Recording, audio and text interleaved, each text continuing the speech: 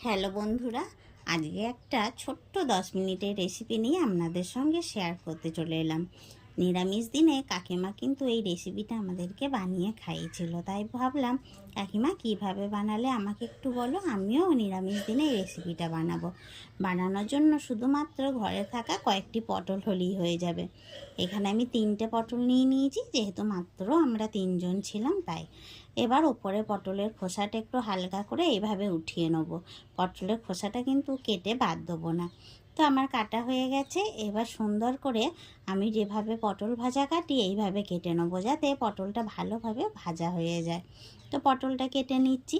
আর এই রকম সুন্দর একটা নিরামিষ রেসিপি কিন্তু নিরামিষ দিনে থাকলে ভাত কিন্তু কেউ আর খাবো না বলবে না, এত সুন্দর হয় রেসিপিটা। তা পটলগুলো আমার কাটা হয়ে গেছে। এবার আমি ঝাল অনুপাতে 5টা শুকনো লঙ্কাকে হালকা কড়াইয়ে এইভাবে নেড়ে নিলাম। এখানে কিন্তু কোনো তেল ব্যবহার করছি না এখন। এবার দিয়ে দিলাম সর্ষের তেল, দিলাম কালো জিরে ফোড়ন, আর দিয়ে দিলাম কেটে রাখা পটলগুলো।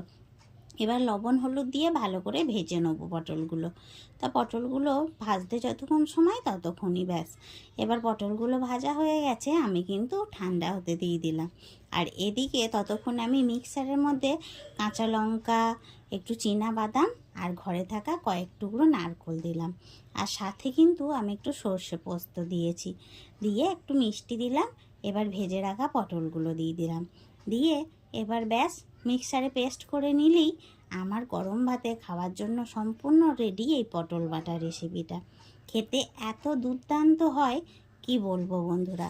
অবশ্যই কিন্তু যার পটল বাটাটা খান নেই কিন্তু অবশ্যই একবার খাবেন, এত সুন্দর। আর উপর থেকে একটু সর্ষে তেল দিয়ে নিলাম। তো ব্যাস এই সম্পূর্ণ নিরামিষ পটল বাটা রেসিপি কিন্তু আমার তৈরি।